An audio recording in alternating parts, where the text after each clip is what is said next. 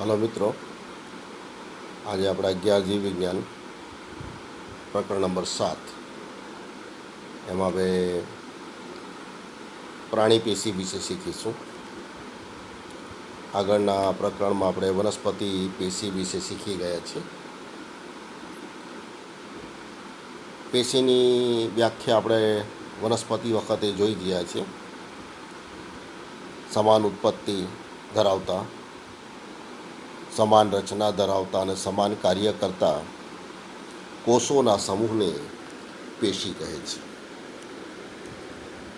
પરંતુ વનસ્પતિની જેમ જ બધા જ પ્રાણીઓ બહુકોષી હોતા નથી. તો કેટલાક પ્રાણીઓ અથવા સજીવો એકકોષી પણ છે. જો એક જ કોષનો એ સજીવ બનેલો હોય, તેની બધી જ દેહધાર્મિક ક્રિયાઓ જેવી કે પાચન, શ્વસન, પ્રજનન, આવી બધી જ દેહધાર્મિક ક્રિયાઓ એક જ કોષ દ્વારા સંપન્ન થાય છે. એકકોષી સજીવોમાં બહુકોષી સજીવો જેટલી ક્રિયાઓ કરે છે બધી જ ક્રિયા થાય છે, પણ એક જ કોષ દ્વારા થાય છે. જ્યારે આપણે બહુકોષી સજીવોની વાત કરીએ તો એનો દેહ અનેક કોષોનો બનેલો છે અને એની આ જટિલ શરીર રચનામાં ઉપરની જે જોઈએ આ બધી પ્રક્રિયાઓ એ જુદા જુદા કોષોના સમૂહ દ્વારા વ્યવસ્થિત રીતે થાય છે. જેવું કે આપણે લઈએ પહેલાં હાઇડ્રા, અથવા આપણે એને કહીશું જળવિયાળ. તો આ સરળ પ્રાણીનું જે શરીર છે જુદા જુદા પ્રકારના કોષોનું બનેલું હોય છે અને દરેક પ્રકારમાં કોષોની સંખ્યા હજારોની હોય છે. પણ જ્યારે આપણે મનુષ્યની વાત કરીએ તો મનુષ્યનું જે શરીર અબજો કોષોનું બનેલું હોય છે અને એના દ્વારા વિવિધ કાર્યો પૂર્ણ કરવામાં આવે છે. તો આ રીતે જે બહુકોષી સજીવો જે છે એ બહુકોષી સજીવોમાં નિશ્ચિત કાર્યો કરવા માટે સમાન ઉત્પત્તિ, સમાન રચના ધરાવતા કોષોનો સમૂહ રચાય અને આ કોષો આંતરકોષીય ઘટકો સાથે ભેગા મળીને એક ચોક્કસ કાર્ય માટે રૂપાંતરિત થાય છે. તો આ રીતે નિશ્ચિત કાર્ય કરવા માટે ભેગા થતા કોષોના જે સમૂહ છે, સંગઠન છે, એને પેશી તરીકે ઓળખવામાં આવે છે. આપણે વનસ્પતિ પેશીમાં પણ જોઈએ કે નિશ્ચિત કાર્યો કરવા માટે કોષોના સમૂહો રચાય છે અને નિશ્ચિત કાર્ય કરવા માટે રચાતા કોષોના સમૂહ અથવા સંગઠન આને પેશી કહે છે. તો આ રીતે વનસ્પતિ પેશીની જેમ જ પ્રાણી પેશીની પણ વ્યાખ્યા થઈ ગઈ. તો બધા જ જે જટિલ પ્રાણીઓ છે, જે બહુકોષી પ્રાણીઓ છે, એમાં કેટલા પ્રકારની આવી પ્રાણી પેશીઓ જોવા મળે છે? તો એ આપણે જોઈશું માત્ર 4 પ્રકારની મૂળભૂત પેશીઓનું બનેલું હોય છે. બહુકોષી સજીવો એનું શરીર જે જટિલ શરીર રચના છે એમાં માત્ર 4 જ પ્રકારની મૂળભૂત પેશીઓ આવેલી હોય છે. અને આ પેશીઓ આગળ આપણે જોઈએ સંગઠન સ્તરોમાં ભેગી મળે ચોક્કસ માત્રામાં અને ચોક્કસ પ્રકારે ભેગી સંગઠિત થઈ અને અંગોનું નિર્માણ કરે છે. તો આ રીતે 4 પ્રકારની પ્રાણી પેશીઓ ચોક્કસ માત્રામાં ભેગી થઈને અંગોનું નિર્માણ કરે છે. આ રીતે વિવિધ અંગો બને છે, જેમ કે જઠર, ફેફસા, હૃદય, મૂત્રપિંડ અને એના જેવા ઘણા બધા અંગો બને છે. હવે આવા એક નિશ્ચિત કાર્ય કરવા માટે એક જ પ્રકારના અંગો ભેગા મળે. દાખલા તરીકે પાચન તંત્રની રચના કરવાની હોય તો પાચનની ક્રિયા સાથે સંકળાયેલા અંગો ભેગા મળે એટલે પાચન તંત્રનું નિર્માણ થાય. શ્વસનની ક્રિયા સાથે સંકળાયેલા અંગો ભેગા મળે એટલે શ્વસન તંત્રનું નિર્માણ થાય. તો આ રીતે 2 કે તેથી વધુ અંગો અને તેમની ભૌતિક અને રાસાયણિક આંતરક્રિયા દ્વારા નિશ્ચિત કાર્યો કરવા માટે અંગતંત્રોનું નિર્માણ કરે છે. તો નિશ્ચિત કાર્યો કરવા માટે આવા અંગો ભેગા થાય એટલે અંગતંત્રનું નિર્માણ થાય છે. આપણે જોઈ ગયા પાચન તંત્ર, શ્વસન તંત્ર, ઉત્સર્જન તંત્ર, પ્રજનન તંત્ર.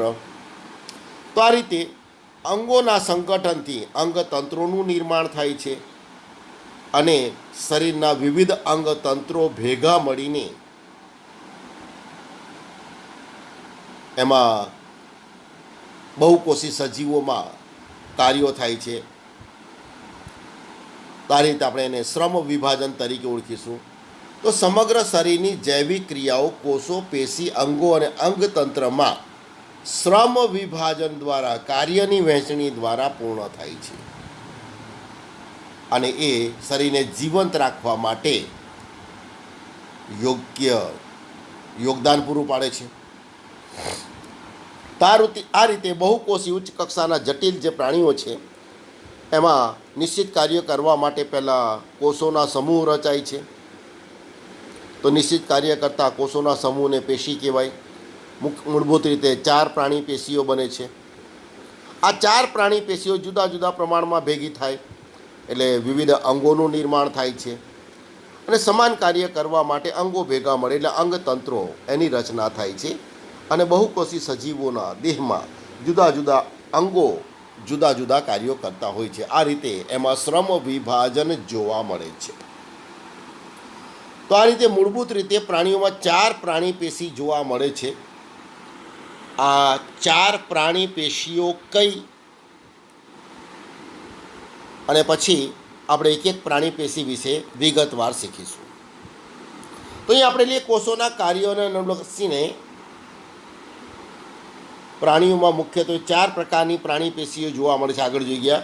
નંબર 1 અધિચ્છદીય પેશી, નંબર 2 સંયોજક પેશી, નંબર 3 સ્નાયુ પેશી અને નંબર 4 ચેતાપેશી. તો પ્રાણીઓમાં મૂળભૂત રીતે જોવા મળતી મુખ્યત્વે 4 પેશીઓ છે. યાદ રાખજો, MCQમાં મુખ્ય મૂળભૂત પ્રાણી પેશીઓની સંખ્યા કેટલી? તો 4 જ છે. અધિચ્છદીય પેશી નંબર 1, સંયોજક પેશી 2, સ્નાયુ પેશી 3 અને ચેતાપેશી 4. તો હવે આપણે એમાંથી એક એક પેશી વિશે શીખીશું. તો સૌથી પહેલાં આપણે લઈશું અધિચ્છદીય પેશી. અધિચ્છદીય પેશી જે મોટે ભાગે શરીરની બાહ્ય સપાટી પર આવેલી હોય છે અથવા શરીરની અંદર જે અંગો છે અને એ અંગો જો પોલાણ ધરાવતા હોય તેની અંગોની બહારની અથવા અંદરની સપાટી પર આ પેશી ગોઠવાયેલી હોય છે એટલે એને અધિચ્છદ તરીકે પણ ઓળખવામાં આવે છે. શરીર અથવા અંગોની સપાટી પર હોય છે એટલે તેની એક સપાટી મુક્ત હોય છે કે જે કાં તો દેહજળના સંપર્કમાં હોય અથવા તો બાહ્ય વાતાવરણના સંપર્કમાં હોય છે. અને જો શરીરની બહાર આવેલી હોય તો શરીરને રક્ષણાત્મક સ્તર પૂરું પાડે છે અને શરીરની અંદર આવેલા અંગોમાં હોય તે એ અંગોને આવરણ અથવા અસ્તર પૂરું પાડે છે. આ પેશીના કોષોની જે લાક્ષણિકતા છે કે એના કોષો કદમાં નાના હોય છે, વિભાજનની ક્ષમતા ધરાવતા હોય છે, કોષો પાસે ગોઠવાયેલા હોય છે અને એમની વચ્ચે આંતરકોષીય અવકાશ અને આંતરકોષીય દ્રવ્ય એટલે કે આધારક ઓછું જોવા મળે છે. તો કોષો કદમાં નાના છે, સઘન રીતે કે પાસે ગોઠવાયેલા છે, આંતરકોષીય અવકાશ ઓછો છે, નહિવત જેવો હોય છે એટલે આંતરકોષીય દ્રવ્ય અથવા આંતરકોષીય આધારક એનું પ્રમાણ પણ ખૂબ ઓછું હોય છે.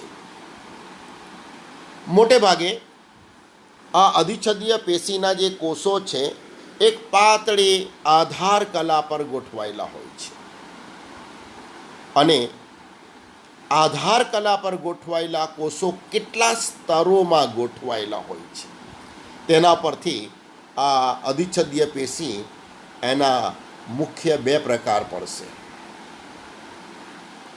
તો અધિચ્છદીય પેશીના મુખ્ય બે પ્રકાર શાને આધારે? તો આધાર કલા પર ગોઠવાયેલા કોષો કેટલા સ્તરોમાં ગોઠવાયેલા હોય છે. જો આધાર કલા પર એના કોષો એક જ સ્તરમાં ગોઠવાયા હોય તેને આપણે કહીશું સરળ અધિચ્છદ, અને બે કે વધુ સ્તરોમાં ગોઠવાયેલા હોય તેને કહીશું આપણે સંયુક્ત અધિચ્છદ. તો આ રીતે અધિચ્છદીય પેશીના કોષો આધાર કલા પર કેટલા સ્તરોમાં ગોઠવાયેલા હોય તેને આધારે એના બે પ્રકાર પડશે, સરળ અધિચ્છદ અને સંયુક્ત અધિચ્છદ. તો જે અધિચ્છદ પેશીના કોષો આધાર કલા પર એક જ સ્તરમાં ગોઠવાયા હોય તેને આપણે કહીશું સરળ અધિચ્છદ. અને આ સરળ અધિચ્છદ દેહ ગુહાઓ અથવા જો વાહિનીઓ અથવા નલિકાઓના અસ્તર તરીકે વર્તે છે. જ્યારે સંયુક્ત અધિચ્છદ કે જેના કોષો આધાર કલા પર એક કરતાં વધારે સ્તરોમાં ગોઠવાયા હોય છે અને મોટે ભાગે તે રક્ષણાત્મક કાર્ય કરતા હોય છે. અને ઉદાહરણ આપણી ત્વચામાં આવું સ્ત્રુત અધિચ્છદ અથવા સંયુક્ત અધિચ્છદ જોવા મળે છે. તો આ રીતે અધિચ્છદ પેશીના બે પ્રકાર થઈ ગયા, સરળ અધિચ્છદ અને સંયુક્ત અધિચ્છદ. હવે આપણે જોઈએ સરળ અધિચ્છદ પેશી. તો અહીંયા આપણે જોઈએ કે સરળ અધિચ્છદ તેના કોષો આધાર કલા પર એક જ સ્તરમાં ગોઠવાયા હોય છે. અને આ સરળ અધિચ્છદ એમાં કોષોના રચનાત્મક રૂપાંતરણને આધારે એને આપણે ત્રણ પ્રકારમાં વિભાજિત કરીશું. ત્રણ પ્રકાર કયા સરળ અધિચ્છદના? તો પહેલું લાદીસમ અધિચ્છદ, બીજું ઘનાકાર અધિચ્છદ અને ત્રીજું સ્તંભાકાર અધિચ્છદ. તો આ રીતે અધિચ્છદ પેશી એના સરળ અધિચ્છદના ત્રણ પ્રકાર થઈ ગયા. રચનાત્મક રૂપાંતરણને આધારે એક લાદીસમ અધિચ્છદ, બીજું ઘનાકાર અધિચ્છદ અને ત્રીજું સ્તંભીય અધિચ્છદ. અને સ્તંભીય અધિચ્છદમાંથી રૂપાંતર પામેલી આપણે પક્ષમલ અધિચ્છદ પણ જોઈશું. તો એમાંથી હવે સૌથી પહેલાં લે લાદીસમ અધિચ્છદ. અને કોઈ પણ એક અધિચ્છદ પેશી બે માર્કમાં પૂછી શકાય. લાદીસમ અધિચ્છદ વર્ણવો, ઘનાકાર અધિચ્છદ વર્ણવો, સ્તંભીય અધિચ્છદ વર્ણવો. તો જ્યારે આ એક કોઈ પણ અધિચ્છદ પેશી પૂછાય બે માર્કમાં તો એ પેશીનું સ્થાન, આકૃતિ સહિત એની રચના અને એના કાર્યનું વર્ણન આપણે કરવાનું હોય છે. તો સૌથી પહેલાં લઈએ આ લાદીસમ અધિચ્છદ એનું સ્થાન ક્યાં છે? તો અધિચ્છદ પેશીમાં આપણે જોઈએ સૌ પ્રથમ કે શરીરની બાહ્ય સપાટી અથવા શરીરની અંદર આવેલા અંગોની સપાટી પર આવેલી હોય છે. તો દેડકાની ચામડીનું સૌથી બહારનું અસ્તર બનાવે છે. ત્યારબાદ ફેફસાના વાયુકોષ્ઠોની અંદરની જે દિવાલ છે તેમાં પણ જોવા મળે છે. રુધિર વાહિની એની અંદરની દિવાલમાં પણ જોવા મળે છે. અને મૂત્રપિંડની આંતરિક રચનામાં જે ઉત્સર્ગ એકમ બને છે એમાં બાઉમેનની કોથળી જેવી રચના આવે છે, અથવા એને બાઉમેનનો પ્યાલો કહીશું. તો બાઉમેનના પ્યાલામાં પણ લાદીસમ અધિચ્છદ પેશી જોવા મળે. અને એ ઉપરાંત શરીર ગુહાની પરિસ્તર પણ એ રચે છે, શરીર ગુહાની ફરતે એ જોવા મળે છે. તો આ રીતે લાદીસમ અધિચ્છદનું સ્થાન દેડકાની ત્વચા એમાં સૌથી બહારનું પણ રચે છે. ફેફસાના વાયુકોષ્ઠોની અંદરની સપાટીનું અસ્તર બનાવે છે. રુધિર વાહિનીઓ, ધમની શીરા વગેરેની અંદરની સપાટી એ પણ લાદીસમ અધિચ્છદની બનેલી છે. મૂત્રપિંડની આંતરિક રચનામાં બાઉમેનના પ્યાલાની દિવાલ ચપટા લાદીસમ અધિચ્છદની બનેલી છે અને શરીર ગુહાનો અસ્તર રચે છે. એની રચના લઈએ આપણે આકૃતિ સહિત. તો સૌથી પહેલાં આપણે આકૃતિ જોઈએ. તો લાદીસમ અધિચ્છદ એના કોષો આધાર કલા પર એક જ સ્તરમાં ગોઠવાયેલા છે. જોઈ શકીએ આપણે એક જ સ્તર છે. અને આધાર કલા પર એક સ્તરમાં ગોઠવાયેલા કોષો પાતળા ચપટા હોય છે. સપાટી પરથી જોતા એના કોષો આ રીતે બહુકોણીય દેખાય છે.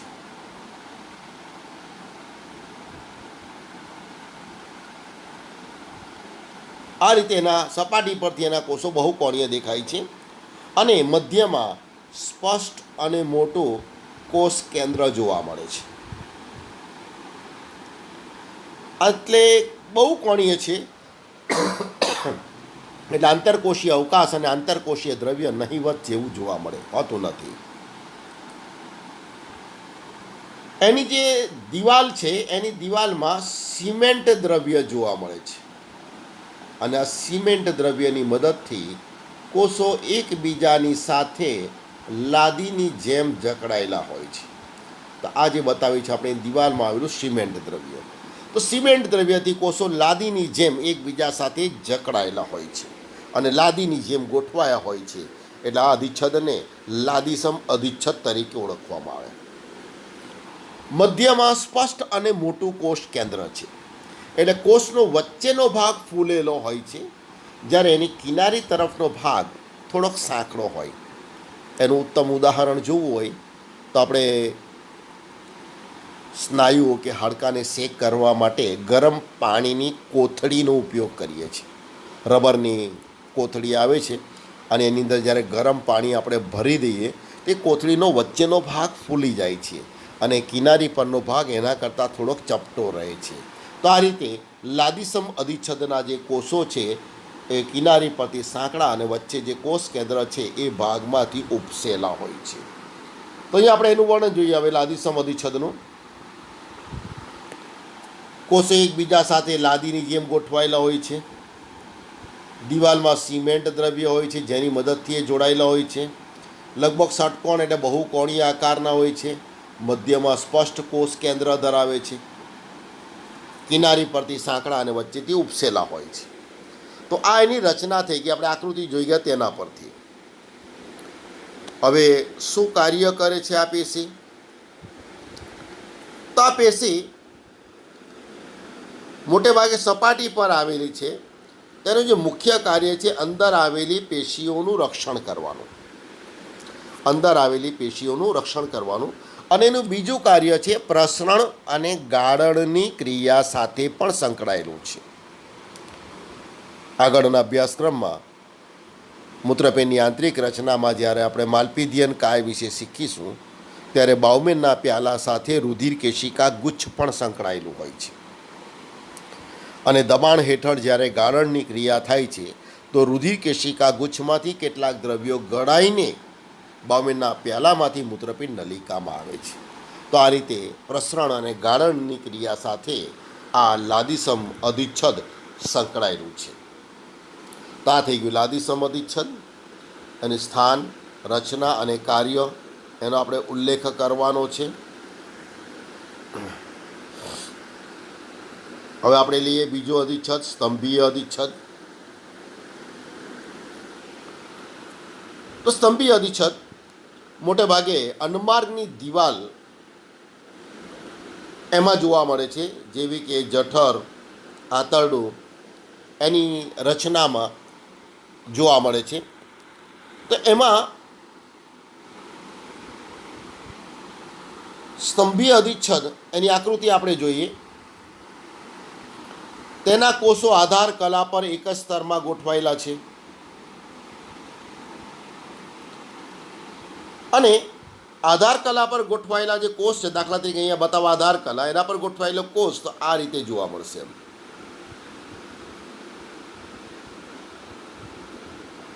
તો આધાર કલા સાથે જોડાયેલો કોષનો જે ભાગ છે એ સાંકડો છે અને મુક્ત છેડા તરફનો ભાગ છે એ સહેજ પહોળો છે અને પહોળાઈ કરતાં એની લંબાઈ વધારે હોય છે.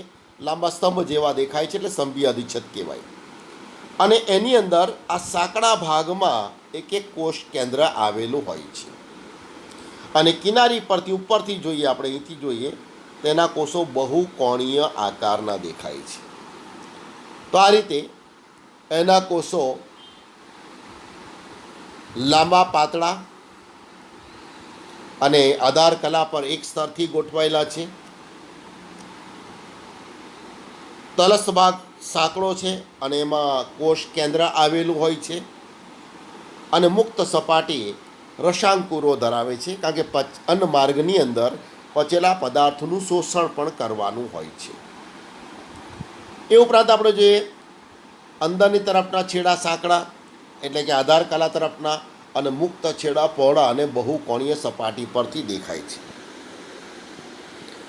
તો અન્નમાર્ગની દિવાલમાં આ પેશી આવેલી છે. તો અન્નમાર્ગના કાર્યોમાં અન્નમાર્ગના કેટલાક અંગો એવા છે કે જેમાં જે સ્તંભીય અધિચ્છદ એમાં સ્ત્રાવી કાર્ય કરે છે, પાચક રસોનો સ્ત્રાવ કરવાનું કાર્ય કરે છે, એટલે સ્ત્રાવી કાર્ય થશે.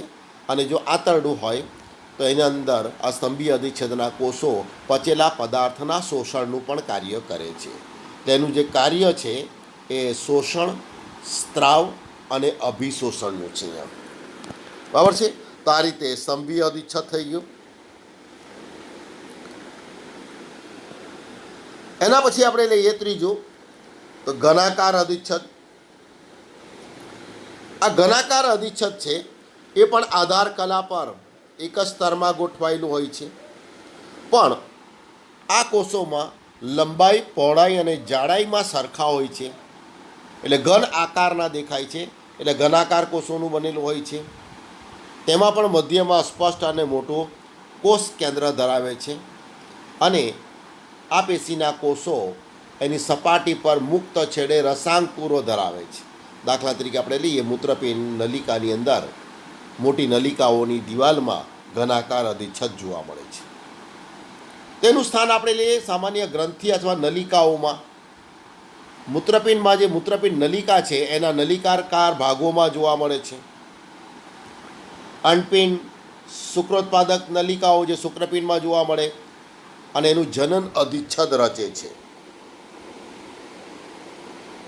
તો આ રીતે મોટી નલિકાઓની દિવાલમાં પણ જોવા મળે છે. અને એ ઉપરાંત અન્નમાર્ગમાં પણ જોવા મળે જઠરરસ અને આંતરરસનો સ્ત્રાવ કરતા કોષો, સાથે સાથે સ્ત્રાવ સાથે ઉત્સર્જન અને અભિશોષણની ક્રિયા સાથે પણ સંકળાયેલા છે. તો આ રીતે સ્તંભીય અધિચ્છદ મોટી નલિકાઓની દિવાલમાં જોવા મળે છે. તેના કોષો પણ આધાર કલા પર એક જ સ્તરમાં ગોઠવાયેલા હોય છે. કોષો લંબાઈ, પહોળાઈ અને જાડાઈમાં સરખા હોવાને કારણે ઘનાકાર દેખાય છે, એટલે ઘનાકાર અધિચ્છદ કહેવાય. એ પણ સ્પષ્ટ અને મોટું કોષ કેન્દ્ર ધરાવે છે અને મુક્ત સપાટી પર રસાંકુરો ધરાવે છે. તો આ થઈ ગઈ ઘનાકાર અધિચ્છદ. હવે આપણે જોઈએ પક્ષમલ અધિચ્છદ. તો જે પક્ષમલ અધિચ્છદ છે એ રૂપાંતરિત સ્તંભીય અધિચ્છદ જ છે. અહીંયા પણ જોઈ છે કે આધાર કલા તરફનો કોષનો ભાગ સાંકડો અને મુક્ત છેડા તરફનો ભાગ પહોળો, પણ એમાં મુક્ત સપાટી પર પક્ષમો જેવી રચના જોવા મળે છે અને આ પક્ષમોને કારણે એને પક્ષમલ અધિચ્છદ તરીકે ઓળખવામાં આવે છે. તો અહીંયા આપણે જોઈએ ઘનાકાર અથવા સ્તંભાકાર કોષોની મુક્ત સપાટી પક્ષમો ધરાવતી હોય તો એને આપણે પક્ષમલ અધિચ્છદ તરીકે ઓળખીશું. આ અંગોની મુક્ત સપાટી પર આપણે જોઈ શકીએ કે પક્ષમો જોવા મળે છે. તો આ પક્ષમો કે કોઈ પણ સૂક્ષ્મ કણો અથવા શ્લેષ્મને ચોક્કસ દિશામાં ધકેલવાનું કાર્ય કરે છે. તો જ્યાં આ પક્ષમલ અધિચ્છદ આવેલી હોય ત્યાં જે દ્રવ્યનું વહન કરવાનું હોય એ કાર્ય કરે છે. દાખલા તરીકે શ્વાસ વાહિકાઓ હોય છે, સૂક્ષ્મ એને આગળ ધકેલે. અંડવાહિની નિવાપ, તેમાં અંડવાહિનીમાં ઝીલાયેલા અંડકોષોને આગળ ધકેલે. કંઠનળીમાં આવેલા હોય તો લાળમાં વીંટળાયેલા સૂક્ષ્મ કણો એને અન્નનળી તરફ આગળ ધકેલવાનું કાર્ય કરે છે. તો આ રીતે આ પેશી જ્યાં આવેલી હોય ત્યાં જે તે દ્રવ્ય એના વહનના કાર્ય સાથે સંકળાયેલી છે અને આ પેશી એ રૂપાંતરિત સ્તંભીય અધિચ્છદ પેશી છે. હવે આપણે લઈએ ગ્રંથિલ અધિચ્છદ. તો કેટલાક સ્તંભાકાર અથવા જે ઘનાકાર કોષો સ્ત્રાવી કાર્ય માટે રૂપાંતર પામે છે, અને સ્ત્રાવી કાર્ય માટે રૂપાંતર પામેલા આવા ઘનાકાર કે સ્તંભાકાર કોષો એને ગ્રંથિલ અધિચ્છદ તરીકે ઓળખવામાં આવે છે. તો આ સ્ત્રાવી કોષો એકકોષી પણ હોઈ શકે અથવા બહુકોષી પણ હોઈ શકે. જો એકકોષી હોય તો એને આપણે એના પ્રકારની અંદર એકકોષી ગ્રંથિલ કોષો કહીશું, અને એક કરતાં વધારે કોષોના બનેલા હોય તો બહુકોષી ગ્રંથિલ અધિચ્છદ કહીશું આપણે. જે એકકોષી ગ્રંથિલ કોષો છે એ છૂટા છવાયા હોય છે, અને છૂટા છવાયા ગ્રંથિલ કોષોના બનેલા હોય છે. દાખલા તરીકે અન્નમાર્ગની દિવાલમાં સ્તંભીય અધિચ્છદની વચ્ચે શ્લેષ્મનો સ્ત્રાવ કરતા કોષો શ્લેષ્મસ્રાવી કોષો આવેલા હોય છે, જેને ગોબલેટ કોષો તરીકે પણ ઓળખવામાં આવે છે. તો આ ગોબલેટ કોષો એ એકકોષીય ગ્રંથિલ કોષોનું ઉદાહરણ છે. અહીંયા આપણે આકૃતિમાં જોઈ શકીએ એકકોષી ગ્રંથિલ કોષો. તો આ જે કોષ બતાવેલો છે એ શ્લેષ્મનો સ્ત્રાવ કરે છે, એટલે એને શ્લેષ્મસ્રાવી કોષો અથવા ગોબલેટ કોષો તરીકે ઓળખવામાં આવે છે. અને અહીંયા આપણે જોઈ શકીએ કે બહુકોષીય ગ્રંથિ છે. તો આ ગ્રંથિ એક કરતાં વધારે પ્રકારના કોષોની બનેલી છે. તો આને આપણે બહુકોષી ગ્રંથિલ અધિચ્છદ કહીશું. કોષોના સમૂહથી બને છે. દાખલા તરીકે લાળ ગ્રંથિ છે કે બીજી ગ્રંથિઓ છે એ બહુકોષી ગ્રંથિલ અધિચ્છદની બનેલી છે. હવે આ ગ્રંથિઓ એના સ્ત્રાવનો નિકાલ ક્યાં કરે છે, સ્ત્રાવનો નિકાલ ક્યાં કરે છે તેના પ્રકારને આધારે એને બે પ્રકારમાં વહેંચવામાં આવે છે. જો આ ગ્રંથિમાંથી સ્ત્રાવ નલિકાઓ દ્વારા બહાર આવતો હોય તેને બાહ્યસ્ત્રાવી ગ્રંથિ તરીકે ઓળખવામાં આવે. તો બાહ્યસ્ત્રાવી ગ્રંથિ તરીકે આપણે જે શ્લેષ્મ છે, લાળ ગ્રંથિ છે, કાનની અંદર મીણ ગ્રંથિ છે, તૈલ ગ્રંથિ, દૂધ ઉત્પાદક પાચક ગ્રંથિઓ, ઉત્સેચકોનો સ્ત્રાવ કરતી ગ્રંથિ કે જે કોષીય નિપજોનો સ્ત્રાવ કરે છે, અને આ બધી નિપજો વાહિનીઓ અથવા નલિકાઓના માધ્યમ દ્વારા નિકાલ પામે છે. તેના આપણે નલિકાઓ દ્વારા એનો સ્ત્રાવ વહન પામતો હોય તો આપણે એને કહીશું બાહ્યસ્ત્રાવી ગ્રંથિઓ. પણ કેટલીક ગ્રંથિલ અધિચ્છદ એવી પણ હોય છે કે એનો સ્ત્રાવ કોઈ નલિકા દ્વારા વહન પામતો નથી. તો નલિકા દ્વારા જો એનું વહન થતું ન હોય તેનું વહન એના દ્રવ્યના સ્ત્રાવ એનું વહન શાના દ્વારા થાય છે? તો એના દ્રવ્યનો જે સ્ત્રાવ છે એ શરીરમાંના પ્રવાહી અથવા રુધિર દ્વારા થાય છે.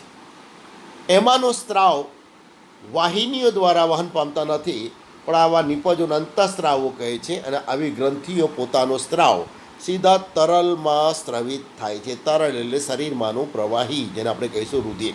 તરલ એટલે રુધિર. તો એનો સ્ત્રાવ સીધો રુધિરમાં ભળે છે અને રુધિર મારફતે એનું વહન થાય છે, એટલે એને અંતઃસ્ત્રાવી ગ્રંથિ તરીકે ઓળખવામાં આવે છે. તો આ રીતે અહીંયા જે આપણે અધિચ્છદ પેશી જે છે એ સરળ અધિચ્છદ પૂરી થઈ ગઈ. હવે આવશે સંયુક્ત અધિચ્છદ. તો સંયુક્ત અધિચ્છદમાં આપણે જોઈએ કે આધાર કલા પર એક કરતાં વધારે પ્રકારના કોષો અથવા વધારે પ્રકારના સ્તરો જોવા મળતા હોય તેને સંયુક્ત અધિચ્છદ તરીકે ઓળખવામાં આવે. તો આધાર કલા પર એના કોષો એક કરતાં વધુ સ્તરમાં ગોઠવાયેલા હોય છે. હવે આ સંયુક્ત અધિચ્છદના બે પ્રકાર છે પાછા, જે અનેક સ્તરીય કોષો મુક્ત કરતા હોય છે. તેમાં શ્રુત અધિચ્છદ અને પરિવર્તિત અધિચ્છદ. તો સંયુક્ત અધિચ્છદના બે પ્રકાર છે. આ સંયુક્ત અધિચ્છદના કોષો પણ વિભાજનની ક્ષમતા ધરાવે છે, એટલે સપાટીના મૃત કોષો નાશ પામે તેની જગ્યાએ નવા સ્તરો સર્જાતા જાય છે. એટલે આપણે એમ કહીશું અનેક સ્તરીય કોષો એમાંથી મુક્ત થતા હોય છે. તો એમાં પહેલું લઈએ આપણે શ્રુત અધિચ્છદ. અને શ્રુત અધિચ્છદ પણ 2 માર્કમાં પૂછાય છે.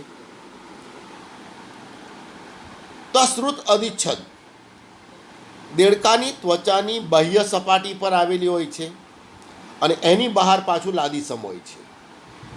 ત્વચાની બાહ્ય સપાટી પર શ્રુત અધિચ્છદ છે અને શ્રુત અધિચ્છદની બહાર લાદીસમ અધિચ્છદ છે. અને આ અધિચ્છદ આધાર કલા પર ગોઠવાયેલું હોય છે. એક કરતાં વધુ સ્તરીય ગોઠવણી ધરાવે છે, એટલે કે બહુસ્તરીય સ્વરૂપે જોવા મળે છે. એમાં આપણે જોઈએ કે જુદા જુદા સ્તર રચતા કોષો એક જ આકારના હોતા નથી, કારણ કે સપાટી આધાર કલા પર ગોઠવાયેલા કોષો કદમાં મોટા હોય છે અને સપાટી પર નવા કોષો ઉમેરાતા જાય છે. એનામાં વાતાવરણનું દબાણ લાગે છે, એટલે કોષો ધીમે ધીમે કદમાં નાના ચપટા બનતા જાય છે અને સપાટીના જે કોષો મૃત બને, ઘસારાને કારણે નાશ પામે, તો નવા કોષો એનું સ્થાન લેતા જાય છે. તો આ જે શ્રુત અધિચ્છદ છે એમાં આધાર કલા પર ગોઠવાયેલું સૌથી નીચેનું સ્તર જે છે, કે જે આધાર કલા પર ગોઠવાયેલું હોય છે, એના કોષો વિભાજનની ક્ષમતા ધરાવે છે અને વિભાજન પામી નવા સ્તરો ઉમેરતા જાય છે. એટલે આ સ્તરને અંકુરણી સ્તર અથવા માલ્પીદિયન સ્તર તરીકે ઓળખવામાં આવે છે. તો એક માર્કમાં પૂછાય છે શબ્દ અંકુરણી સ્તર કોને કહેવાય? તો શ્રુત અધિચ્છદમાં આધાર કલા પર ગોઠવાયેલું સૌથી નીચેનું સ્તર, કે જેના કોષો સતત વિભાજન પામીને નવા કોષોનું સર્જન કરે છે, એને અંકુરણી સ્તર અથવા માલ્પીદિયન સ્તર તરીકે ઓળખવામાં આવે છે. તો અહીંયા નવા કોષો મુક્ત સપાટી તરફ ઉમેરાતા જાય તો સપાટીના કોષો પેલા વાતાવરણના દબાણને કારણે ચપટા બનતા જાય છે. સપાટીના કોષો ઘસારાને કારણે જે મૃત કોષો દૂર થતા જાય તો નીચેની તરફના કોષો વિભાજન દ્વારા નવા કોષો ઉપરની તરફ ઉમેરતા જાય. તો આ રીતે ઉપરથી સપાટી પરથી જે મૃત કોષો નાશ પામતા જાય ઘસારાને કારણે, તો અંકુરણી સ્તર નવા કોષો ઉમેરતા જાય છે અને નિર્જીવ કોષોનું સ્થાન નવા કોષો લે છે. તો આ રીતે બહારની તરફ ધકેલા જતા કોષો ચપટા બને છે, અમને જીવરસ ગુમાવી નિર્જીવ બને છે અને આ કોષોમાં કેરેટીન નામનું શૃંગીય દ્રવ્ય જમા થાય છે. તો આ કેટલાક શ્રુત અધિચ્છદના કોષોમાં કેરેટીન દ્રવ્યની હાજરી હોય છે, તો આ શ્રુત અધિચ્છદને કેરેટીન યુક્ત કહેવાય. અને કેટલાકમાં કેરોટીન દ્રવ્યની હાજરી હોતી નથી, તેને કેરેટીન વિહીન પણ શ્રુત અધિચ્છદ તરીકે ઓળખવામાં આવે છે. તો આ રીતે શ્રુત અધિચ્છદ એટલે સંયુક્ત અધિચ્છદનો એક પ્રકાર છે. તેમાં આધાર કલા પર કોષો એક કરતાં વધારે સ્તરોમાં ગોઠવાયેલા હોય છે. આધાર કલા સાથે જોડાયેલું સૌથી નીચેનું સ્તર સતત વિભાજન પામીને નવા કોષોનું સર્જન કરે છે, એટલે એને અંકુરણી સ્તર અથવા માલ્પીદિયન સ્તર તરીકે ઓળખવામાં આવે છે. ઉપર નવા સ્તરો ઉમેરાતા જાય, વાતાવરણના દબાણને કારણે ચપટા બનતા જાય, સપાટીય કોષોમાં કેરેટીન દ્રવ્ય ઉમેરાતું જાય, કોષો મૃત બનતા જાય અને મૃત કોષો ઘસારાને કારણે નાશ પામતા જાય, તો માલ્પીદિયન સ્તરમાંથી સર્જાયેલા નવા સ્તરો એનું સ્થાન લેતા જાય છે. તો આ રીતે શરીરને લગતો ઘસારો પૂરો પાડવાનું કાર્ય આજે શ્રુત અધિચ્છદ પેશી કરે છે. તો અહીં આપણે જોઈ શકીએ એનું સ્થાન કે શરીરમાં જ્યાં ઘસારો વધારે અનુભવાતો હોય તેવા ભાગો જેવા કે ત્વચાના અધિચર્મમાં, મળમાર્ગના અસ્તરમાં, મુખ ગુહાની સપાટી પર, જીહવામાં, કંઠનળી, લાળ ગ્રંથિ, અન્નનળી અને સસ્તનોમાં, યોનિ માર્ગમાં. તો આ દરેક સ્થાને જ્યાં ઘસારો લાગવાની શક્યતા વધારે હોય ત્યાં આ શ્રુત અધિચ્છદ પેશી આવેલી હોય છે. તો આ પેશીનું કાર્ય આપણે જોઈએ. શ્રુત અધિચ્છદ પેશીનું કાર્ય તો સ્ત્રાવી કાર્ય અને શોષણમાં તો તેની ભૂમિકા ખૂબ સીમિત હોય છે. સ્ત્રાવી અને શોષણના કાર્ય સાથે મોટે ભાગે આ પેશી સંકળાયેલી હોતી નથી, પરંતુ એનું મુખ્ય કાર્ય છે ઘસારો ધરાવતા અંગોને ટકાઉ આચ્છાદન પૂરું પાડવાનું, એટલે ઘસારા સામે રક્ષણ પૂરું પાડવાનું કાર્ય કરે છે. તો આ રીતે જ્યાં શરીરમાં ઘસારો વધારે લાગતો હોય ત્યાં શ્રુત અધિચ્છદ પેશી આવેલી હોય છે. હવે બીજું આપણે જોઈ ગયા પરિવર્તિત અધિચ્છદ. તો જે પરિવર્તિત અધિચ્છદ છે વિશિષ્ટ પ્રકારના સંયુક્ત અધિચ્છદ. એને પરિવર્તિત અધિચ્છદ કહે છે. ખાસ કરીને ઉત્સર્ગ અંગોના માર્ગમાં એ આવેલા હોય છે, પરંતુ સ્ત્રુત અધિચ્છદની જેમ એ અંકુરની સ્તર ધરાવતા નથી. બરાબર. જ્યારે આ કોષો ખેંચાણ અનુભવે ત્યારે ચપટા બની જતા હોય છે. તો આ રીતે ઉત્સર્ગ અંગોમાં જોવા મળે છે અને શ્રુત અધિચ્છદની જેમ એમાં અંકુરની સ્તર જેવી રચના જોવા મળતી નથી. તો હવે આપણે જોઈએ આ અધિચ્છદીય પેશી જ્યારે બને છે તેની વચ્ચેનું જોડાણ કયા પ્રકારનું હોય છે. તો આ પણ 2 માર્કમાં પૂછાય છે, અધિચ્છદીય પેશી વચ્ચેનું જોડાણ. તો એ આપણે જોઈએ કે અધિચ્છદના બધા જ કોષો આંતરકોષીય દ્રવ્ય દ્વારા એકબીજા સાથે જોડાયેલા હોય છે.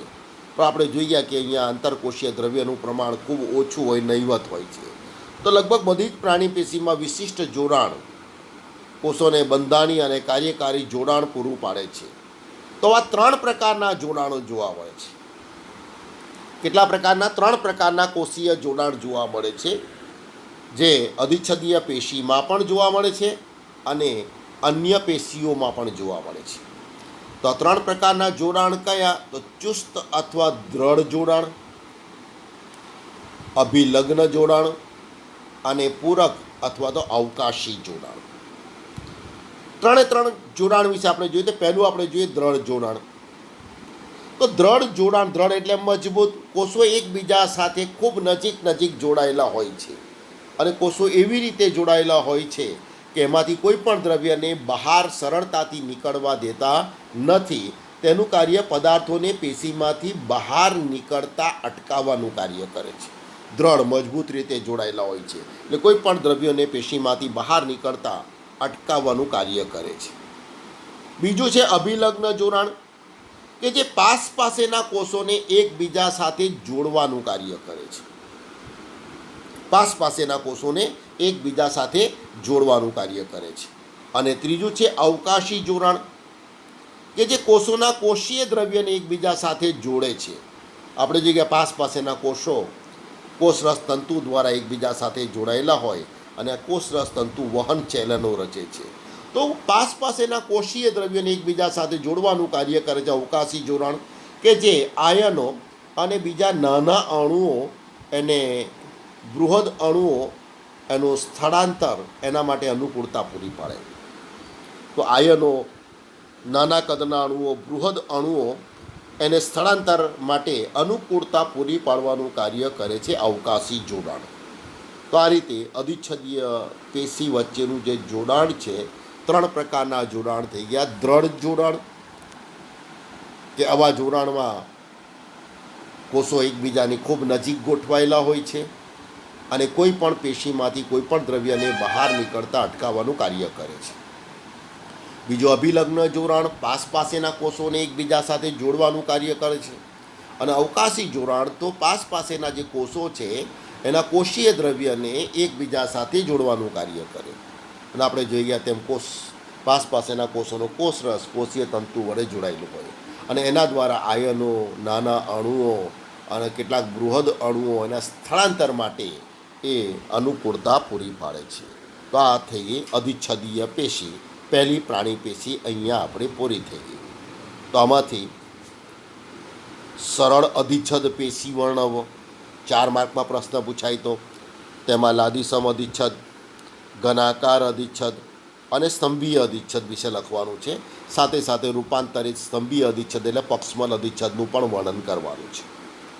સંયુક્ત અધિચ્છદ પૂછાય તો સંયુક્ત અધિચ્છદમાં એક તો સ્ત્રુત અધિચ્છદનું વર્ણન આવશે અને બીજું પરિવર્તિત અધિચ્છદનું વર્ણન આવશે. 2 માર્કમાં પૂછાય. અને 2 માર્કનો બીજો પ્રશ્ન અધિચ્છદીય પેશી વચ્ચેનું જોડાણ. તો અહીંયા આપણે જે 3 પ્રકારના જોડાણ જોઈ ગયા, દ્રઢ જોડાણ, અભિલગ્ન જોડાણ અને અવકાશી જોડાણ.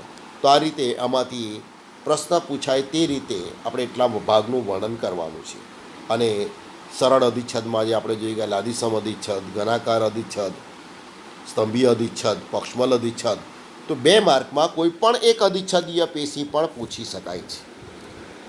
તો કોઈ પણ એક અધિચ્છદીય પેશી પૂછાય તે અધિચ્છદીય પેશી ક્યાં આવેલી હોય છે એનું સ્થાન પહેલાં વર્ણન કરવાનું છે.